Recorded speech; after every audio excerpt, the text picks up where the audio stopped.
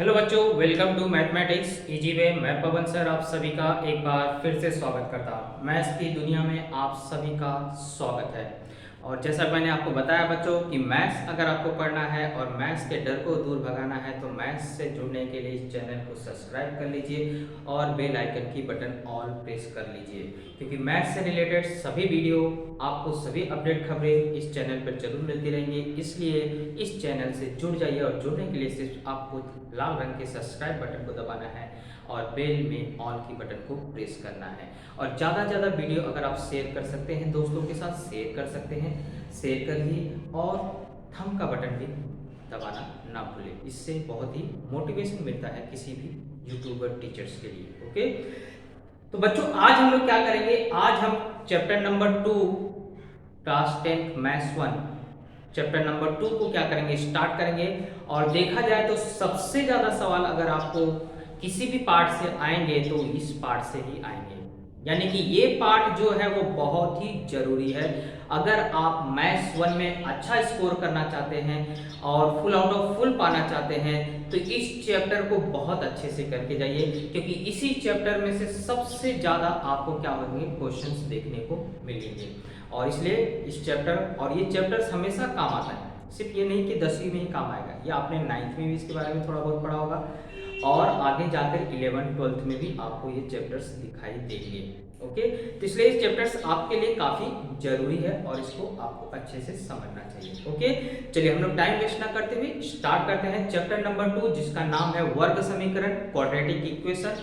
इसके बारे में हम लोग क्या करेंगे, इस पार्ट में अध्ययन करेंगे। तो धीरे धीरे मैं आपको इस एक्सरसाइज को क्या करते जाऊंगा, कवर करते जाऊंगा और जल्द से जल्द इस चैप्टर को भी क्या करेंगे, कंप्लीट कर लेंगे। ओके, चलिए देखते हैं वर्ग समीकरण क्या होता है। तो वर्ग समीकरण पर जाने से पहले मैं आपको रेखीय समीकरण पहले क्या होता है उसको बता देता हूं और रेखीय समीकरण के माध्यम से मैं वर्ग समीकरण आपको समझाऊंगा।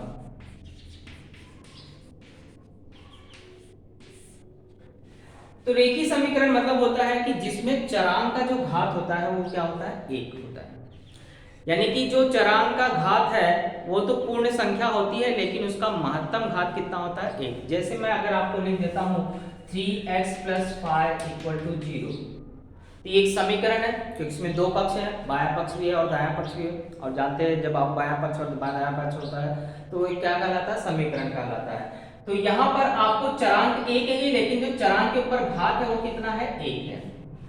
तो जब भी किसी भी समीकरण में चरांक का घात कितना होता है, एक होता है, तो उसे कहा जाता है रेखीय समीकरण। उसे क्या कहा जाता है, एक ही समीकरण। जब आपको चरांक एक हो या दो उससे कोई मतलब नहीं है। जब अगर दो रहेगा तो दो चरांक वाला रेखीय समीकरण कहलाएगा और एक चरांक रहेगा तो एक चरांक वाला रेखीय समीकरण कहलाएगा। तो फिलहाल आपको चरांक यहाँ पर एक ही है लेकिन इसके ऊपर का घात कितना है, एक है। तो जब भी चरांक के ऊपर का घात एक होता है तो उसे क्या कहा जाता है, रेखीय समीकरण कहा जाता है। ओके, और वर्ग समीकरण में क्या होता है, जब यही आपको घात एक की बजाय कितना हो जाता है, दो हो जाता है,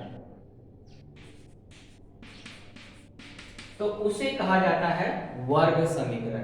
तो ये हमारा क्या हुआ, रेखीय समीकरण और ये क्या हो गया हमारा वर्ग समीकरण।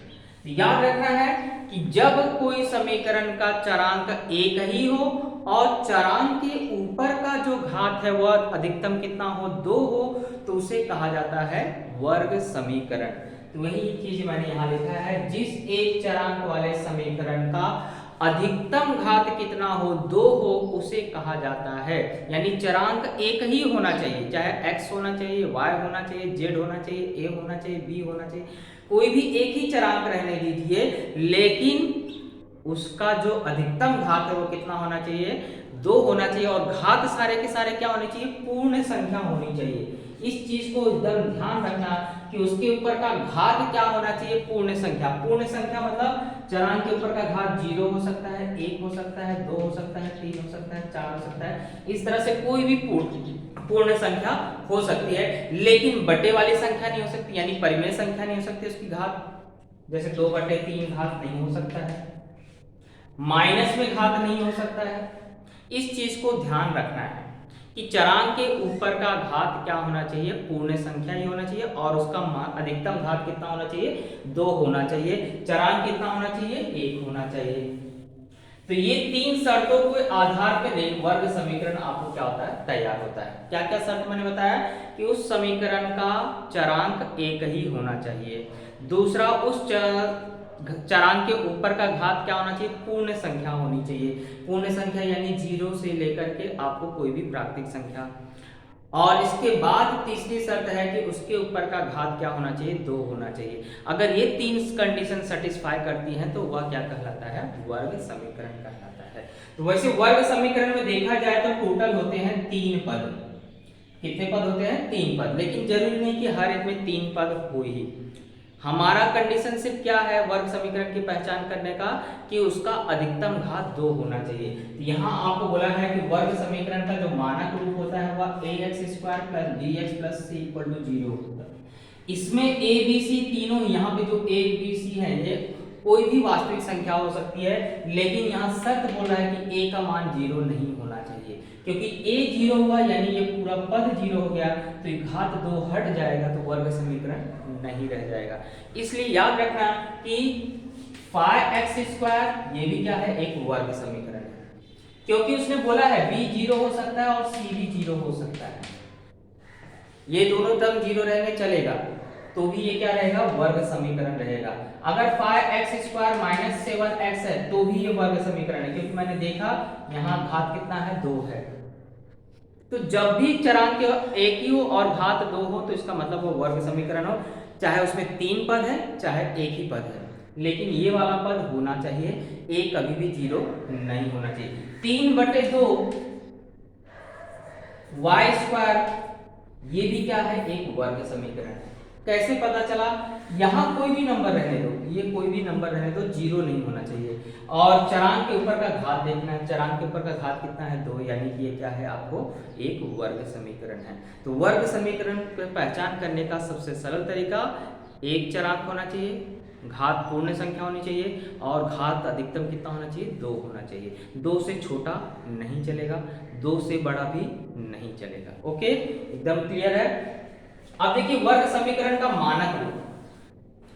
तो वर्ग समीकरण को कई बार परीक्षा में आपको लिखा जाता है मानक रूप में लिखे, तो मानक रूप मतलब इस तरह से लिखना रहता है, तीनों पद एक तरफ होना चाहिए, ax² प्लस इसके बाद x वाला फिर कांस्टेंट नंबर, ये तीनों तरफ एक तरफ होना चाहिए बराबर 0। ओके, इसे बोलते हैं वर्ग समीकरण का मानक रूप। इसमें मैंने बताया a b c कोई भी वास्तविक संख्या हो सकती है, लेकिन सिर्फ शर्त है a कभी भी 0 नहीं हो सकता है। और हल किसे बोलते हैं, चरांक के जिस मान लीजिए आप x का यहाँ पे कोई भी मान रखते हैं, तो चरांक के जिस मान से समीकरण का दायां पक्ष और बायां पक्ष यानी दोनों पक्ष की वैल्यू क्या हो जाती है, समान हो जाती है, उस चरांक के मान को ही बोला जाता है वर्ग समीकरण का हल या मूल कहते हैं। यानी x का या चरांक का कोई भी मान जो क्या करता हो, पूरी कंडीशन को सेटिस्फाई करता हो कि उसके रखने पे बायां पक्ष का मान और दायां पक्ष का मान क्या हो जाए, समान आ जाए, तो उसे कहा जाता है वर्ग समीकरण का हल या मूल कहा जाता है। तो ये बेसिक चीजें थी जो आपको पता होनी चाहिए थी। अब इसी पर आधारित हम लोग क्या करेंगे, एक्सरसाइज 2.1 को सॉल्व करेंगे। ओके, चलिए स्टार्ट करते हैं।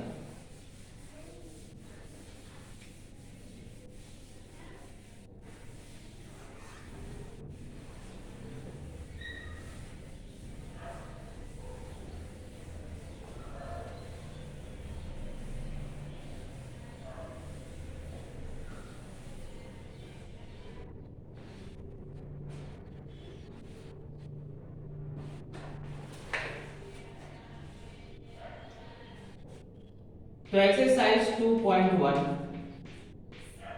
क्वेश्चन नंबर फर्स्ट बोला है कोई भी दो वर्ग समीकरण लिखिए। बहुत सिंपल सी बात है बच्चे, आपसे पूछ रहा वर्ग समीकरण तैयार करना है, तो शर्त क्या होती है वर्ग समीकरण की, चरांक का घात 2 दिखना चाहिए। उसमें चाहे आप 3 पद दिखाओ, चाहे 2 पद दिखाओ, चाहे एक ही पद दिखाओ, लेकिन चरांक का घात क्या होना चाहिए, पूर्ण संख्या होनी चाहिए, और अधिकतम घात कितनी रखनी है, 2 रखनी है। यही कंडीशन को रख लीजिए तो आपको 2 क्या अनगिनत बना सकते हो। पहला मैं लिख सकता हूं यहाँ पे 7x², मैंने एक ही पद रखा घात, लेकिन मैंने 2 रखा है ना, वर्ग समीकरण है कि नहीं है, यस, क्योंकि घात 2 दिखना चाहिए, बस इतना आपको पता होना चाहिए। दूसरा मैं बना सकता हूं, मान लीजिए 5x² + 8x लिख सकता हूं, इसमें दो ही पद रखा मैंने, लेकिन घात कितना दिखाई दे रहा है, दो दिखाई दे रहा है। पूर्ण संख्या है ना हर जगह घात, यहाँ दो है, यहाँ पे घात कितना है, एक है। पूर्ण संख्या है, घात क्या होना चाहिए, दो, अधिकतम घात दो दिखना चाहिए और पूर्ण संख्या होनी चाहिए, सारे घात पूर्ण संख्या होनी चाहिए। तीसरा आप लिख सकते हैं 3x² minus 7x plus 5 equal to 0। समीकरण लिखना है तो सब में बराबर 0 लगा के लिखना है, दोनों पक्ष होना चाहिए। तीसरा से हमारा ये तीसरा समीकरण बन गया। ऐसे आप अनगिनत समीकरण बना सकते हैं, x² minus 5x plus 6 equal to 0। आप जितना चाहें उतना इसमें क्या कर सकते हैं, अपनी मर्जी से बना सकते हैं, लेकिन ये पद कभी भी हटना नहीं चाहिए, x² सब में दिखना चाहिए। ओके, तो ये हो गया हमारा पहले प्रश्न का उत्तर। चलिए दूसरा हमें बोला है कि पहचान करिए कौन से वर्ग समीकरण है या कौन से नहीं।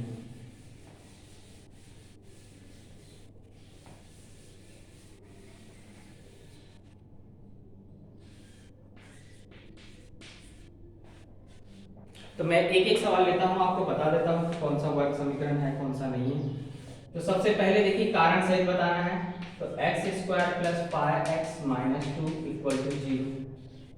पहचान क्या करने के लिए बोला था मैंने, सबसे पहले देख लेना है चरांक एक है कि नहीं है, और इसके बाद चरांक का घात पूर्ण संख्या है कि नहीं है, दूसरी कंडीशन देख लीजिए, और तीसरी कंडीशन क्या देखना रहता है, उसका अधिकतम घात 2 है कि नहीं। ये तीन कंडीशन अगर आपने पा गए यानी वर्ग समीकरण है।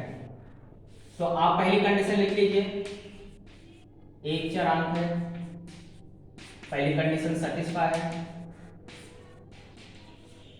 दूसरी कंडीशन देख लीजिए कि चरांक का घात क्या है, यहाँ 2 है, यहाँ 1 है और यहाँ 0 है, तो 1, 2 और 0 क्या होती है, पूर्ण संख्या है, तो आप बता दोगे चरांक का घात पूर्ण संख्या है।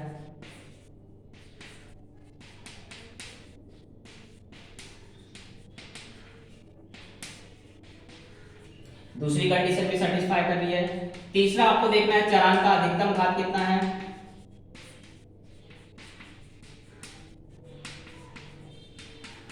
चरांक का अधिकतम घात कितना है, 2 है। तो तीनों कंडीशन क्या हो रही है, सेटिस्फाई हो रही है, तीनों कंडीशन सेटिस्फाई हो रही है, यानी कि ये वर्ग समीकरण है। इसलिए x² plus 5x minus 2 equal to 0 यह वर्ग समीकरण है। आपको हर प्रश्न में यही चेक करना है, और अगर ये तीनों कंडीशन सेटिस्फाई कर रही है यानी कि वह वर्ग समीकरण होगा। चलिए एक और क्वेश्चन लेते हैं। दूसरा बोला है y² equal to 5y minus 10।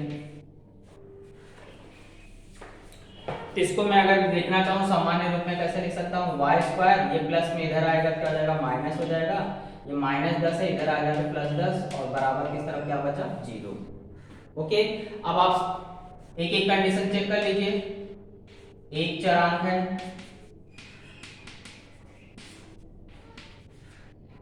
है ना, सब देखो y है ना, चरांक एक ही है।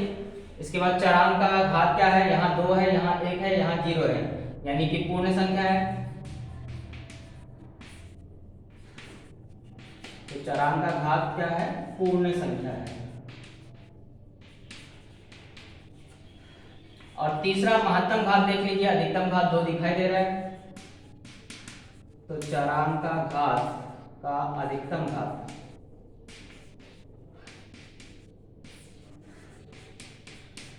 दो है। तो तीनों कंडीशन सेटिस्फाई हो रही है, इसलिए y² बराबर 5y माइनस 10 यह वर्ग समीकरण है।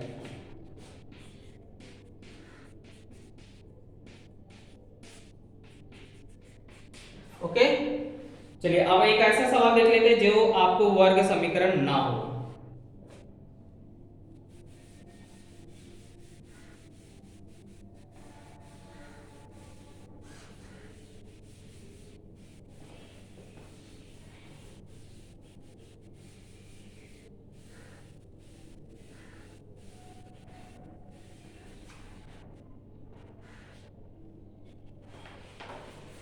जैसे तीसरा ही प्रश्न ले लीजिए। तीसरे प्रश्न बोला है y² plus 1/y equal to 2। तो बच्चों कभी भी समीकरण जब दिया हो तो उससे पहले सामान्य रूप में बदलने की कोशिश करिए, मानक रूप में बदलने की कोशिश करिए। तो देखिए यहाँ पे चरांक है लेकिन कहाँ आ गया, नीचे। जब एक बार नीचे चरांक आ गया ना तो थोड़ा सा आपको ध्यान देना पड़ता है, और कभी भी आपको दोनों पक्ष में से हर हटाने आना चाहिए। हर में यहाँ पे y है तो अगर हटाने का नियम क्या है, उसका लसावी लेके सब में गुणा कर दीजिए। तो y ही अकेला है तो y हटाना यानी सब में क्या करोगे, y से गुणा कर दोगे। ये हो जाएगा y स्क्वायर इंटू वाई, यहाँ पे हो जाएगा 1/y इंटू वाई, और यहाँ हो जाएगा 2 इंटू वाई। हमने क्या किया, y से गुणा कर देकर। कभी भी याद रखिए अगर हर में से कोई संख्या हटाना है समीकरण में से, तो अगर एक से ज्यादा है तो उसका लसावी ले लीजिए, और सिंगल नंबर है तो उसी सब में क्या करिए, गुणा कर दीजिए। यहाँ y square into y, y cube हो जाएगा। यहाँ वाई से वाई कट गया यानी 1 आ गया, और यहाँ 2y हो गया। अब इसको मैंने यहाँ ला दिया, हो गया y cube minus 2y plus 1 equal to 0। अब मुझे कंडीशन देखना है, चरांक एक ही है, ओके सेटिस्फाई कर रहा है। दूसरा कंडीशन, चरांक का घात भी पूर्ण संख्या है, वो भी सेटिस्फाई कर रहा है।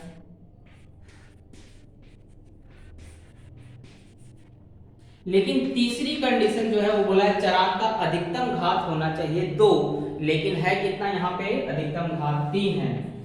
तो चरांक का अधिकतम घात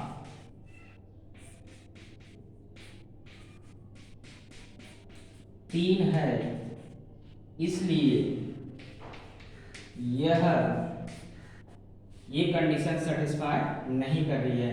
यह यहाँ क्रॉस मार दीजिए कि यह कंडीशन सेटिस्फाई नहीं कर रही है, यानी कि यह वर्ग समीकरण नहीं है।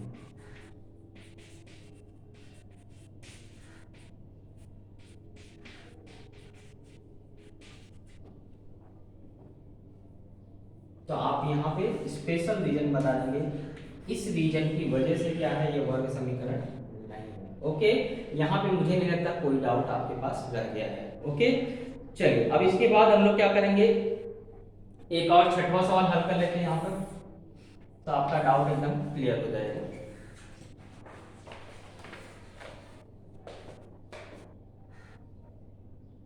तो बोला है m cube plus 3m square minus 2 equal to 3m cube.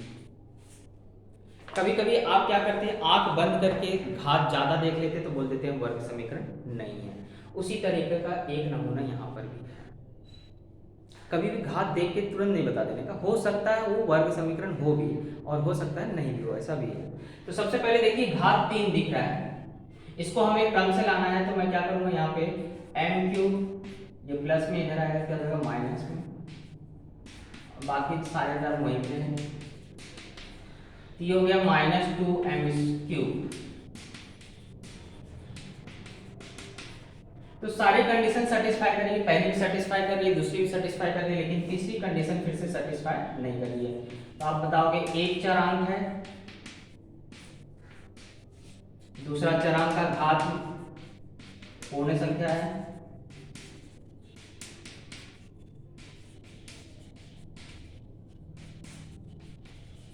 परंतु तीसरी कंडीशन जो है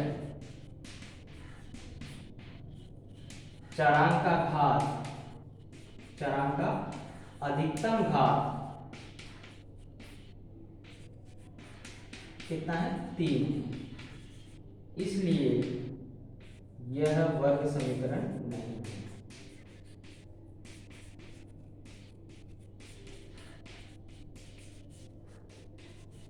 ओके, कभी कभी कंडीशन क्या होता है आप लोग बच्चे, अगर यहाँ पे 3 होता तो देखो 3 माइनस 3 कितना होता है, 0, तो ये चीज हट जाता था, तब वर्ग समीकरण हो जाता था। लेकिन यहाँ घटने के बाद 2 आ रहा है, यानी घात 3 अभी बचा हुआ है, इसलिए ये वर्ग समीकरण नहीं। ओके, तो इस तरह से क्वेश्चन नंबर 2 भी हमारे यहाँ पे कंप्लीट हुआ। चलिए बढ़ते हैं क्वेश्चन नंबर 3 पे।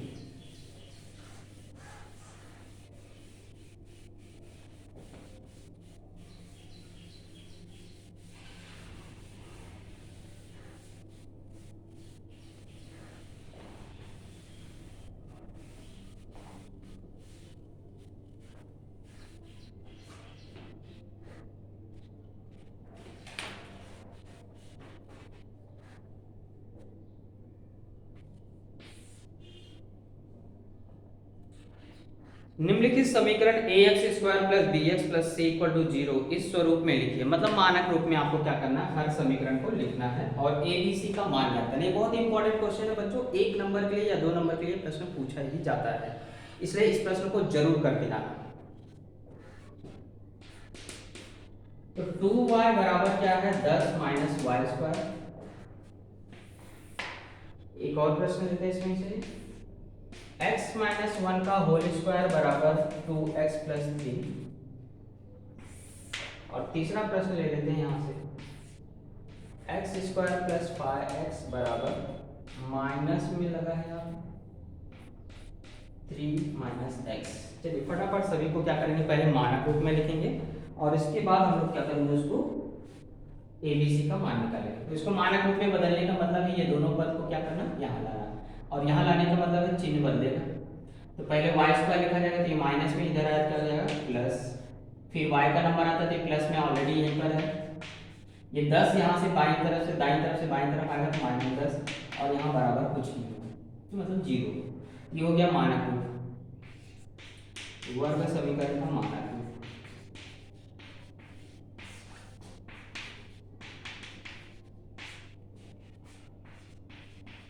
क्या है, y square plus 2y minus 10 equal to 0।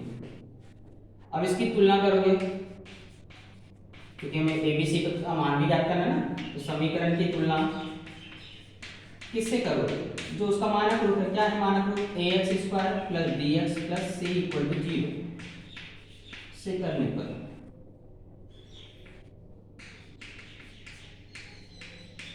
चलिए तो देखिए वाई स्क्वायर के बाजू में यहाँ पे देखो एक्स स्क्वायर के बाजू को ही बोला जाता है ए, यहाँ पे y है इसलिए यहाँ पे सारे टर्म को क्या करोगे, x की बजाय क्या लिख दोगे, y लिख दोगे जी, क्योंकि समीकरण प्रश्न में जो चरांक रहेगा वही चरांक आपको लिखना पड़ता है। देखो y स्क्वायर के बाजू में a है, यहाँ y स्क्वायर के बाजू में कोई नंबर नहीं, मतलब क्या है 1 है, तो a बराबर कितना आ जाएगा 1, b बराबर आ जाएगा 2 और c का मान कितना आ जाएगा -10। ओके, तो इस तरह से क्वेश्चन नंबर फर्स्ट कंप्लीट हुआ। अब सेकंड पे आते हैं, तो सेकंड में पहले देखिए यहाँ होल स्क्वायर का फॉर्मूला आपको लगाना पड़ेगा। तो होल स्क्वायर का फॉर्मूला क्या होता है, a माइनस बी का होल स्क्वायर बराबर a square minus 2ab plus b square, ये फॉर्मूला होता है। इसी फॉर्मूले को हम लोग क्या करेंगे, अप्लाई करेंगे। तो पहले पद का वर्ग यानी x का वर्ग माइनस 2 गुणे पहला पद गुणे दूसरा पद धन दूसरे पद का वर्ग और बराबर ये है, तो ये हो जाएगा x square minus 2x plus 1 equal to 2x plus 3। इसके बाद क्या करते हैं, भाई को भाई के पास लाते हैं। तो इसका भाई कोई भी नहीं, यहाँ पे देख रहे हैं ना, एक्स स्क्वायर वाला अकेला है, तो इसको पहले लिख लिया। ये -2x है, ये यहाँ आएगा तो प्लस का क्या हो जाएगा -2x, ये +1 यहाँ पर है, ये +3 यहाँ आया तो -3 है ना। संख्याओं को पक्षांतर करिए और चिन्ह को ध्यान रखिए। तो एक्स स्क्वायर ये समान चिन्ह है तो जुड़ जाएंगे, ये अलग अलग चिन्ह है तो घटेंगे, लेकिन बड़ी संख्या माइनस दूसरे माइनस, ये हुआ हमारा उसका मानक रूप। तो वर्ग समीकरण का मानक रूप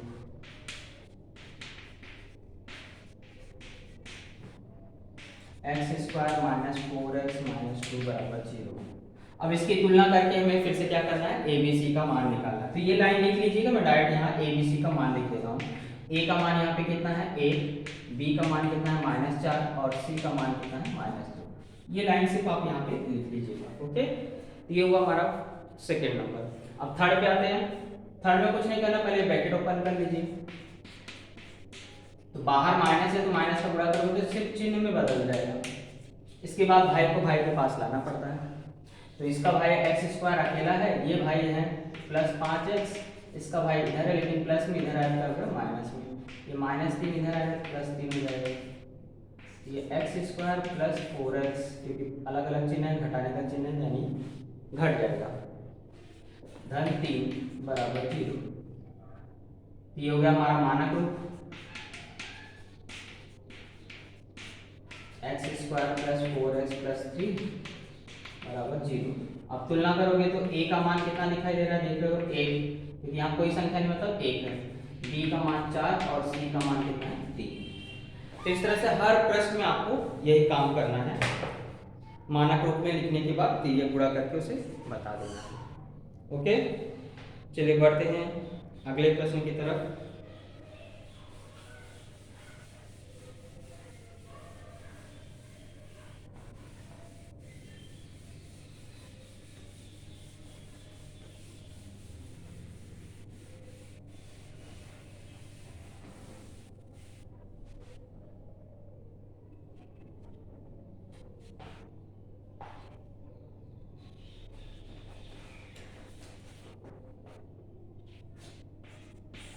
तो 4 में दिया 3m² बराबर 2m² माइनस 9। पांचवा दिया गया है p into 3 plus 6p equal to -5। और छठवा दिया गया है आपको x² माइनस 9 इक्वल टू 30।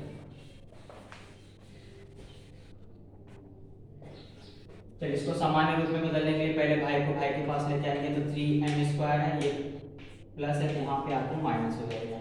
-9 इधर आया तो +9 बराबर 0। तो घट गया कितना आ जाएगा m², क्योंकि ना एक बचा ना, 3 में से 2 गया, एक लिखते नहीं है। अब आप देखिए यहाँ पे 2 ही पद है, तीसरा पद तो दिखाई नहीं दे रहा। जो पद नहीं रहेगा मानक रूप लिखते समय उसको 0 लगा के लिख लीजिए। हमेशा याद रखिए तीनों पद लिखना पड़ता है, जो नहीं रहेगा उसको क्या करोगे 0 लगा के लिखोगे। तो ये m² तो है, m वाला टर्म नहीं यानी कि 0m लगा देना, प्लस लगाओ चाहे माइनस लगाओ उससे कोई फर्क नहीं है। 0m और आखिरी नंबर है उसको लिख लीजिए, मानक रूप हो गया।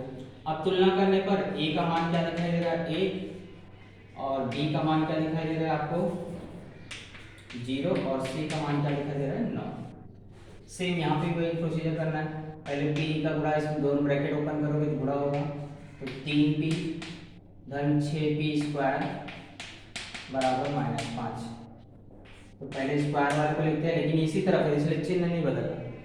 जो संख्या बराबर की उस तरफ से इधर आएगी उसका चिन्ह बदलता है। तो +3p और ये -5 है तो धन 5। ओके, तो मानक रूप आ चुका है।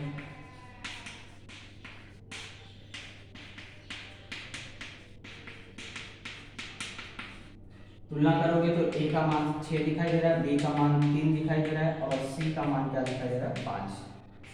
इस तरह से आपको सारे मान आ जाएंगे। और लास्ट सम से देखें, ये हो जाएगा x² माइनस 9, और ये धन 13 इधर आएगा तो -13 बराबर 0। x² बराबर, यहाँ देखो समान चिन्ह जुड़ जाएगा तो क्या हो जाएगा -22। इसमें भी क्या घटना घट रहा है, दूसरा पद नहीं है। दूसरा पद नहीं यानी कि मानक रूप लिखते समय 0 लगा दीजिए इसको। x² माइनस या प्लस कुछ भी लगाइए, और यहाँ x है तो x प्लस सॉरी -22, जो चिन्ह जिसका वो वहां पर रखिए। तो a का मान 1 दिखाई दे रहा है, b का मान 0 दिखाई दे रहा है, और c का मान -22। ये आपका आंसर हो जाएगा। इस तरह से हमारा क्वेश्चन नंबर 3 यहाँ पे क्या होता है कंप्लीट होता है। ओके,